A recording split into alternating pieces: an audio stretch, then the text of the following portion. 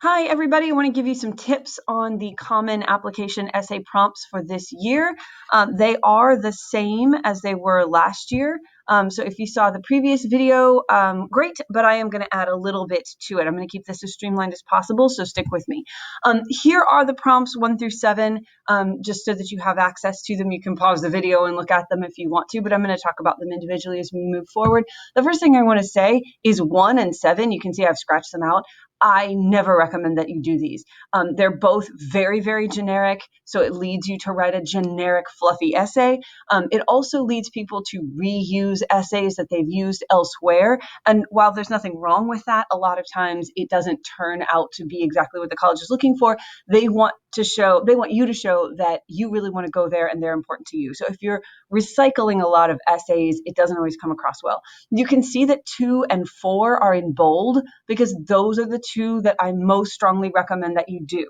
So we're going to get into those individually in just a second. Here is some general advice for any essay topic that you choose. Number 1, show the heart and the head. You need to show that you have a heart, right? You're a good person, show some emotions, show some personality, show that you bring some kind of diversity to the campus. And as you know, there's a million types of diversity. That doesn't mean diversity that you can see necessarily, right? But what's unique and special and interesting about you? The other thing is you've got to show the head. You've got to show that you're smart, that you can, in fact, do what they want you to do. I always kind of say everybody's pre-med until they hit OChem. And then all of a sudden, some people are majoring in underwater basket weaving, right? So you need to show, yes, I can really do what I'm telling you I want to do when I get to college. They don't know you. They don't automatically believe you. Okay. Number 2, if you can talk about your internship and talk about how that's leading to the chosen major or career path that you have, that is always ideal. It is always a great way to go. Okay. Always be specific and concrete. Never just say, well, this gave me an important feeling or I learned a life lesson. No, get specific, get concrete, give details. They read hundreds of these essays every day and generic stuff will go in one ear and out the other. But specific concrete details will stick with them, and that's what we want to do. Number 4, specialize. My generation was told, you want to be well-rounded, be good at everything, right? You guys need to specialize. Now you need to have all the basic skills. So you can't only be good at math and not be able to write. You're never going to move up in the ranks if you can't do that. But you need to show, hey, I have a real passion for this one area. I've already invested time in it. I've already been learning about it, and I really want to maximize on that. They don't want someone who has no idea what they want to do in life. So even if you have to pretend that you're a little bit more certain than you are, that's okay. The next one, I don't mean to be mean here. They don't care about you. I do, but they don't. What they care about, so they don't want to hear a bunch of personal stories about, your thoughts and feelings. They are thinking of these 2 questions. Where are you going to hang your diploma from their university? So is it going to be hanging somewhere impressive? Other people are going to see it. They're going to say, wow, that person went to this university and is representing that university well. So then you kind of give them free PR, right, when you're an adult. Or how much are you going to be donating or getting them press as an alum? So if you're going to be a research scientist and you're going to publish, you're getting them press right there in the news because you went to this university and so that's where you were educated and so you're publishing and that shows up on your bio. That's the kind of thing that they really fundamentally care about, okay? So they may ask you some personal questions, but you are always going to give them the angle that shows, hey, I'm going to make you look good when I'm an adult. Think about what other kids like you would or could say and avoid it. So you want to avoid all the cliches, all the stereotypical stereotypes, all that kind of stuff about a kid like you, right? So you are focused on STEM or you are in this ethnic group. Don't say something that every kid in that group could also say. The next thing is delete the first idea that comes to your mind, and that's very related to what I was just talking about. When they ask you a question and the first answer that pops into your head is, answer X, every other kid looking at that essay prompt thought of the same thing. So delete that first idea unless you're really convinced that it's great. The next to last one here, it says show, don't tell. Always let the anecdote do the work. Tell them the story and let them see how that anecdote led to the life lesson. Don't write a paragraph about the life lesson. That's going to be generic, fluffy, the Oprah show Hallmark card kind of stuff. Okay. They're adults. They can figure out what the anecdote taught you, but you don't have to condescend to them or lecture to them about this life lesson you learned. You have to remember they probably learned it 15 or 20 years ago. Okay. Always end on a positive note, always end on a win. So if you tell a sad story, that's fine. If you tell a story of a challenge or whatever, that's fine. But you've always got to end on a positive note. Put yourself in the reader's position. They want to have a positive feeling when they finish reading your essay. So show how you overcome that challenge or you triumph over, whatever these obstacles are in your way. Okay. All right. So here's sort of the process of how your essay is read. Most of the people reading them will be college educated, relatively young humanities people. Okay, so that means college is going to be fresh in their minds. You don't want to lecture them about a concept that you think is really cool. Remember, you learned it in high school. Yes, this is an advanced high school, but they have already been through college. So they have probably learned some of these concepts. So you want to be really careful. Yes, they are humanities people, so they're expecting good writing, but they have graduated from college. They took science courses at the college level. So do not condescend to them if you are talking about scientific stuff. Do not define basic stuff, right? They know the difference between embryonic and adult stem cells. Do not talk down to them. If you have any doubt, just make sure that you let me read whatever you're worried about. Number 3 here, they read hundreds of essays a day and they read them very quickly. So no generic fluffy nonsense. Make yours clear, concrete, and concise. Concise means get to the point. Okay. That's how it's going to stick out to them and stick in their brains. Number 4, they have to have a spark from your story that sticks out to them. So for example, they will read several hundred of these essays. They're going to knock out the ones that they don't like. They've kept, say, 100 students. Well, now they've got to go into a meeting with their colleagues and they can only keep 50. So you have to give them something in your essay that is so memorable and specific that they can retell it to their colleagues. Wait, we got to keep this kid. Let me tell you what she talked about in her essay. Okay. So you've got to give them something that they are then going to be able to take to their colleagues to argue to keep you in their admit list. College essays are subjective, right? I have had kids come to me and say, I really want to write about this topic, Miss Milstead. And I always say, no, it's a terrible idea. Don't do it. And they say, but I really want to.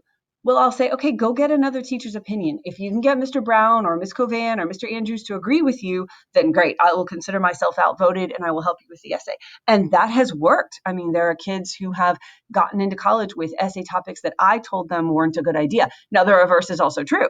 Okay. So definitely always get multiple opinions. You don't know the person who's going to be reading this essay. Okay, so if you had Mr. Brown's class in 10th grade, you knew Mr. Brown, you knew what Mr. Brown wanted and what he was looking for. You do not know the person who's going to be reading your college application essay. So there's no right answer. There's no one right way to do it. Okay, so if somebody gives you a formula, here's how you write a college application essay. If everybody starts using that, that formula then becomes a cliche and it doesn't work anymore because they've all seen those kind of essays.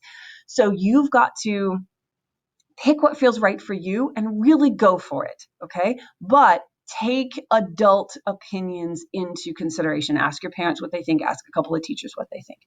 The essay is also rarely make or break. Okay. So do not get super obsessive about having every teacher in the building read it. For one thing, they don't all have time. And for another, we will do the best we can to help you, but one little thing isn't going to make the difference in terms of whether you get into college. We're going to do our best and we're going to send that essay on. Okay. So I don't want you to freak out a ton there. Okay. I really like prompts 2 and 4. So prompt 2, the lessons we take from obstacles we encounter can be fundamental to later success. Recount a time when you faced a challenge, setback, or failure. How did it affect you and what did you learn from the experience? So I had a student about 3 years ago who wrote an essay. So in her SCE internship, she was at the CDC. Her job was to inject all these worms with something for this big experiment they were doing. Well, she killed all the worms. So she's freaked out. She's absolutely terrified. She has to go to this big honcho at the CDC, the Centers for Disease Control, and say, I killed all of the experiment worms. Well, it turns out that quote unquote failure actually revealed some really bad lab protocols that were in place. So her quote unquote failure actually led the CDC to improve their lab protocols. So we're all now slightly safer for that. She also wants to go into medical research. She's just about to go into her senior year in college, and she's going into medical research. So this all tied together really nicely and showed the people who read the article, hey, she knows how to work in a lab. She knows how to face setback. She knows how to overcome a major obstacle. She knows how to go talk to a big head honcho at the CDC. She's got a lot of great experience. So that was an excellent essay. The other one I really like is prompt 4. Describe a problem you've solved or a problem that you'd like to solve. It can be an intellectual challenge, a research query, an ethical dilemma, anything of personal importance, no matter the scale. Explain its significance to you and what steps you took or could be taken to identify a solution. Here's a great one I had about 2 years ago. I had a student whose family had been affected by sickle cell anemia, and she decided to become a medical researcher so that she could try to find a cure. So she started off by talking about a family member who had suffered from this particular disease. And then she talked about the need for more diversity in medical research so that we get more people working on these types of diseases. And then she talked about how she was a part of that solution. She wanted to go into medical research. And she talked about how she had been able to do both of her internships in the medical field, and that they had given her a wide range of experiences that was going to help her. So it showed passion. It showed, remember I said before, you want to show the head and the heart? It showed the heart because she talked about her family and her personal passion for medical research. She didn't just say, I want to become a doctor so I can help people. That's just way too typical. This gave a really, really good concrete reason that she wanted to get into medical research. But it also showed the head because she was able to talk about the brains that she had used when she got in the lab and actually did research in this field during her internship. So a lot of this is really good concrete stuff that'll set you up nicely. Now, look, if you want to do 3, 5, or 6, I'm not going to stop you. They're not my first choice, but we're all going to live, okay? Number 3 is reflect on a time when you questioned or challenged a belief or idea. What prompted your thinking? What was the outcome? Be very careful here. A lot of kids want to say, well, this teacher was wrong and I really showed her. That's not going to come off appropriately. Think about what a college actually wants on campus. They don't want to hear that you're going to challenge and question all of their professors all of the time. Now, I have had a good essay about a kid who questioned something at GHP one summer. So that was really good. The kid was very respectful about it. And he got to show off that he went to the governor's honors program in the field he's chosen to major in college. So that ended up being a good essay, but that's sort of the exception that proves the rule. Number 5, discuss an accomplishment, event, or realization that sparked a period of personal growth and a new understanding of yourself or others. This one's fine. You just want to be careful with it. Don't admit you were a bad person. You don't want to say, well, I used to believe this about this group of people, but then I met one and I learned they're not really that bad. That doesn't make you look like a great human being. It makes you look like you were really narrow-minded when you were younger. So you want to think of something that's maybe a little bit more academic, a mix of the academic and the personal here. Just be careful if you decide to do number 5. Number 6, is a tough one. Describe a topic, idea, or concept you find so engaging it makes you lose all track of time. Why does it captivate you? What or who do you turn to when you want to learn more? And that who should actually be a whom, but we're not going to correct the Common App. That's fine.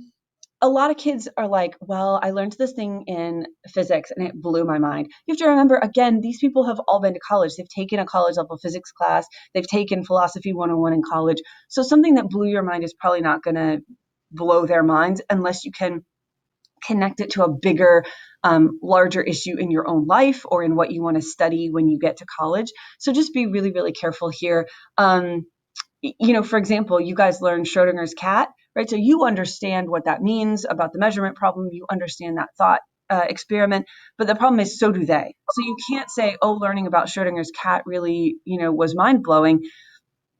They're going to be like, yeah, you ought to know that. So go over to the right, look at that second bullet point. Be careful on all 3 of these essays. Be careful not to go super emotional because any of them can lead to just a super emotional, very generic essay. You want to be really, really careful with that. Number 3, and I've touched on this a little bit, so I'll make it quick. These all 3 of these lend themselves to a few sort of common mistakes. You want to be very careful that you don't come across as arrogant. They don't want someone on campus who is unwilling to learn from their professors. They want someone who is humble and eager to learn and ready to listen to a professor who's an expert in his or her field, okay? You don't want to come across as narrow-minded, and I talked about that with topic 5, but you can see that that could apply to 3 and 6 as well. You don't want to show, hey, I grew up without any kind of understanding of people other than myself. That may be true, but we don't want to advertise it. Number 3, self-congratulation, particularly number 6 comes across this way, but definitely 3 and 5 can lend themselves to it as well, that you write this whole essay about this thing you learned and it just sounds like you're bragging. That is very, very difficult for you to worry about as you're writing, because you can't read how your tone will come across to someone else. So what I want you to do in this case, if you're worried about this at all, draft it out and show it to me. And let me tell you, yes, the tone's coming across really well, or, oh gosh, no, we got to worry. Okay. And I will help you with all of that. So the last one here, I talked about this a little bit with number 3 and the kid who went to GHP. It is okay if you question an authority figure if you were correct and respectful. And actually, guys, go back up when I missed this, hashtag blessed. Be really careful. Most colleges will tell you not to write about something like a mission trip, for example, or a community service project, because that's very, very difficult to do. What most kids will say is, I learned that I just am so fortunate and I need to help other people who aren't as fortunate as I am. And they hear that all the time. It's so typical. It's so cliche. So we've really got to avoid that. If there is something like that you want to write about, if you're doing an essay about your volunteering, for example, please come talk to me. Then I will help you craft that. Okay. But don't write an essay like that without an adult reading it. Okay. Definitely let us help on tone. So these just have some tricky areas, but if you've got a great idea to write about for one of these 3 essays, please come talk to me and let me help you. I will help you do it. A lot of kids decide, hey, I want to be funny. I'm a humorous kind of person. I want to be funny in this essay. I do not want to discourage you, but I want to give you a couple of little things to worry about.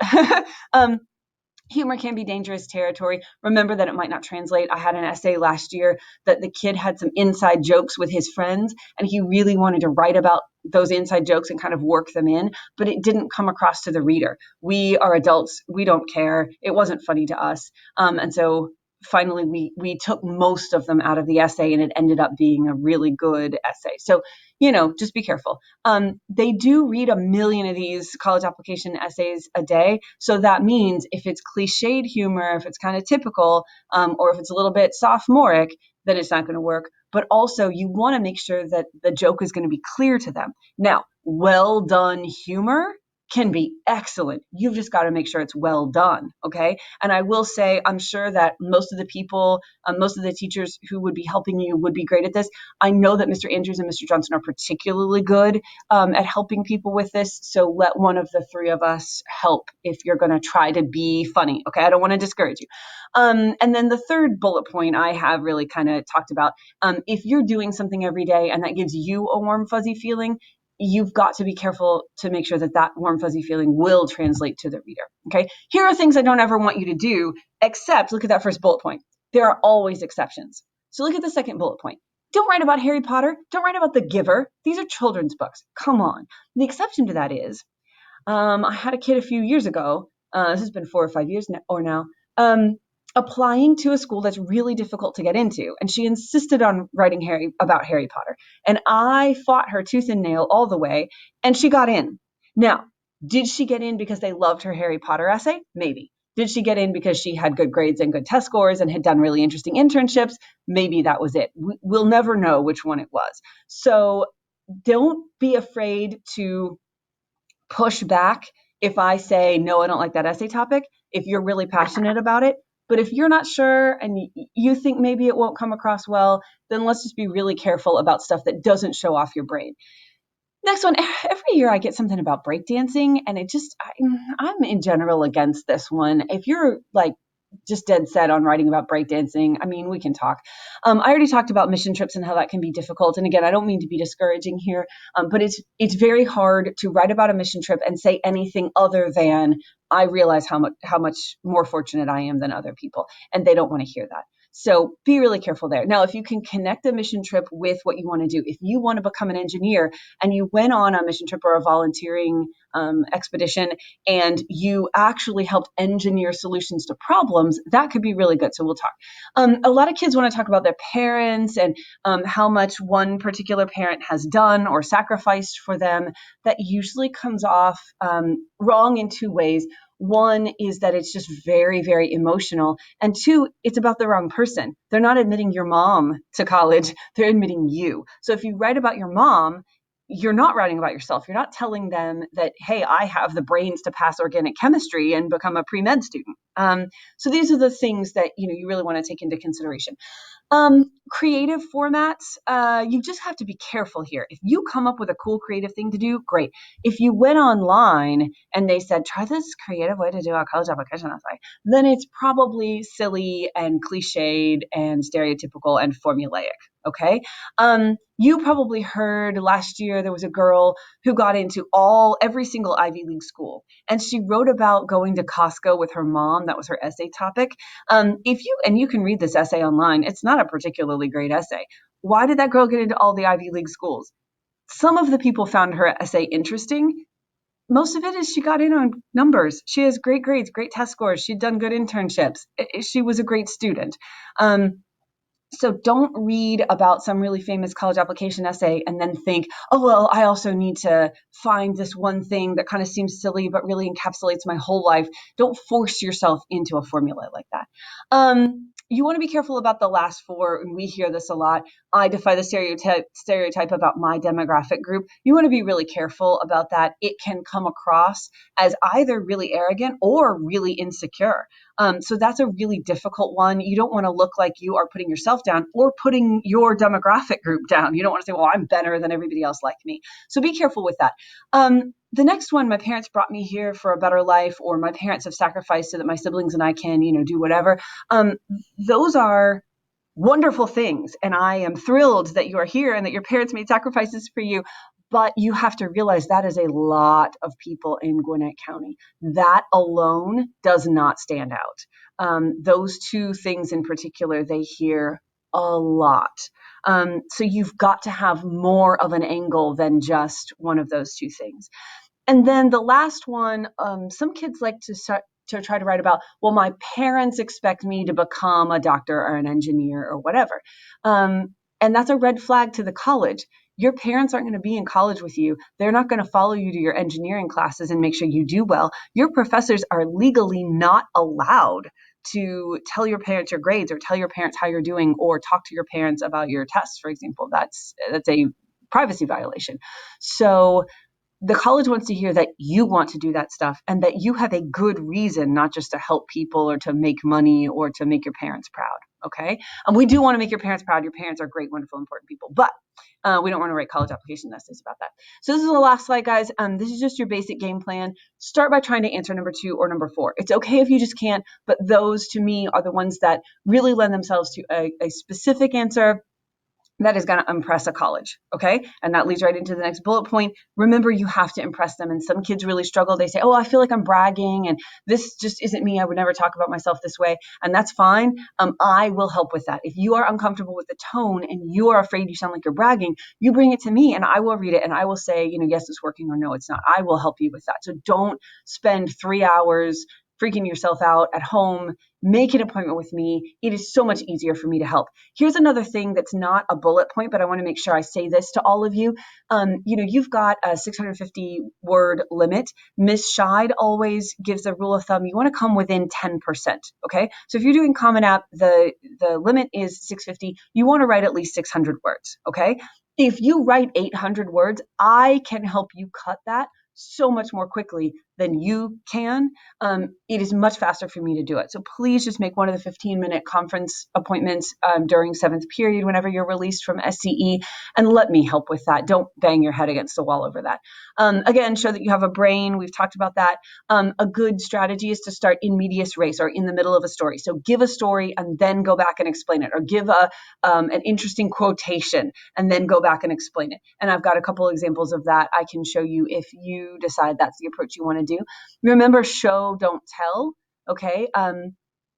Don't lecture them about what it meant to you. Just show them the thing that happened. And by and large, let them do the interpreting there. And always end with a win, always end on a positive note. Okay. So I believe in you guys. You're going to do great on these essays. And please let us help. The entire language arts department is here to help. That is our duty this year. Instead of like lunch duty or whatever, the entire language arts department is here to help with these. So when you get some ideas, email me. Now, some of the teachers want you to show up with a draft already. I would like for you to swing by or email me and say, here's the prompt I want to do, and here's the story I'm thinking of telling. I like to give a little bit of feedback before you start writing. So you can do that. You can come to me for a little bit of feedback before you start writing, then maybe take your essay to Mr. Johnson, let him work out content with you. You guys get the essay where you're happy. Come back to me. I'll make sure all the commas are perfect right before you send it out. Okay. So we are here for you. Please do not hesitate to make an appointment or come by, and I'll talk to you soon. Bye, guys.